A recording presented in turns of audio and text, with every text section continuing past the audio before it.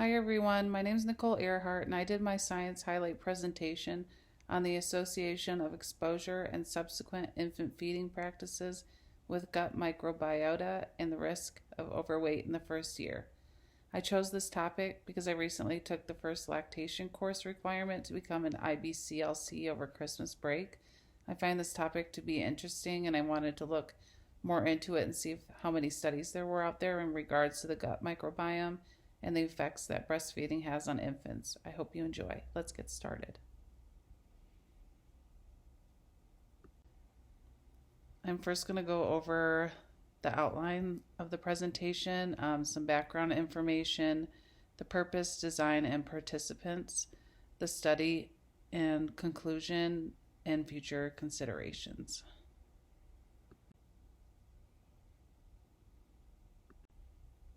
The WHO recommends that babies be exclusively breastfed for the first 6 months of life and even up to 2 years old.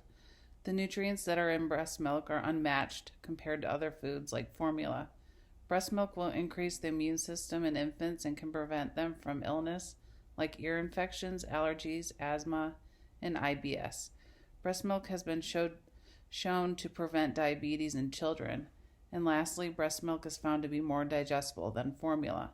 It is also beneficial for mothers as it reduces the risk of ovarian cancer as well as breast cancer. Of course, there are many more benefits to breastfeeding than what is listed, but for the sake of this time, I can't go over all the aspects. These are just a few of the benefits. The purpose of this study was to see if there was an association between infant feeding practices and the gut microbiome and distinguish if there was a correlation between overweight infants. 187 infants from Canadian Health Infant Longitudinal Development Cohort were examined. Feeding was also reported by the mothers in hospital records. They tested the fecal microbiota at 3 months and at 12 months. The children for the study were recruited from mothers that went through a healthy pregnancy and delivered full-term babies. Fecal samples were taken between 3 and 4 months, approximately 996 infants, and then at 12 months, about 821 infants. At 12 months of age, infants were weighed and measured, then compared to the WHO standards. If there was a score above the 97th percentile, then the child would be considered overweight. If there was a score in the 85th percentile, then the infant would be considered to be at risk. The mothers completed a questionnaire at the 3, 6, and 12-month marks, saying if they were breastfeeding exclusively, which meant only breast milk, if they were supplementing, which meant that they were doing both breast milk and formula, or if they were doing only formula feeding. What researchers found was there was an increase in diversity in the bottle-fed infants. There was also an increase in the Lachnospiraceae. There was a decrease in the Bifidobacteria AC. There was an altered gut function in the bottle-fed infants as well, which led to an increase in weight gain. Exclusively breastfed babies were at a lower risk to be overweight at 12 months. At 3 months, 19% were at risk of being overweight at 12 months as well. 27% who were supplemented formula were found to be at risk to be overweight. This is a graph that was in the study, and I feel like it really outlines what the researchers found. With the formula feeding, you can see that there is an increase of richness and diversity in the formula-fed babies, as well as an increase in the Lachnospiraceae. They believe that Lachnospiraceae is what contributes to an increased risk of overweight among bottle-fed babies. They highlighted Lachnospiraceae in the graph, and it was found that this particular bacteria can degrade complex polysaccharides to short-chain fatty acids, including acetate and butyrate. Bifidobacteria will have a decrease. Bifidobacterium may help with diarrhea, constipation, and other intestinal disorders. This good bacteria, Bifidobacteria, can help break down food, absorb nutrients, and fight off bad organisms that might cause diseases. With the ups and downs of the bacteria, you can see that the gut microbiome is then altered, resulting in compromised gut integrity. Lastly, formula lacks the digestible fibers which babies need, as well as can cause inflammation. All of this can lead to an increased weight adiposity and puts them at a higher risk for obesity. Here's a chart that I took from the study. Let's look at the breastfeeding at 3 months.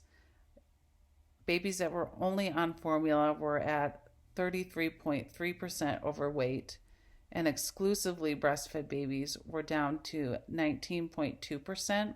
There wasn't much of a change between if the baby had formula right here, because they only had formula for that short period of time and then they went to breast milk. But as you can see that they were at a greater risk with just the formula only at 3 months.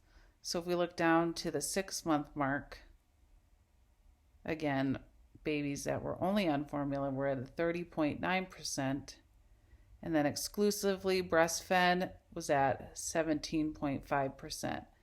Here you can see that some food was added in with the breast milk and they were at 19.7%, but again, this just shows that exclusively having breast milk for the first 6 months, like what is recommended, is very beneficial when looking at obesity. So, conclusions that the researchers came up with is that breastfeeding protects infants from being overweight, at least to some extent.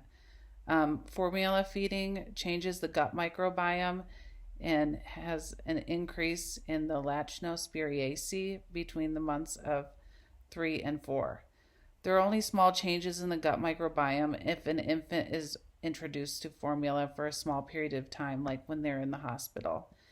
And it is found that early infancy between that 3 and 4 marks is a critical time for building the gut microbiome in infants.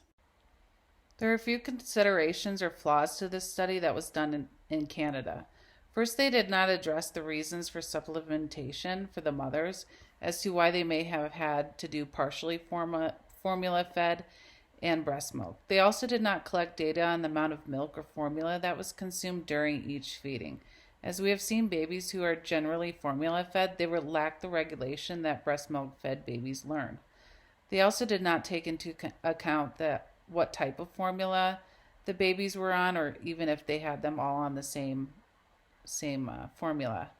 They also didn't take into consideration the mode of breast milk. It was not recorded whether or not babies were fully fed, like pumping and then put in the bottle, or if they were just on the breast alone. Lastly, they did not assess the breast milk composition of the mothers, which I think they should have done. Anyway, that's my presentation. I hope you guys liked it and learned something. Thank you.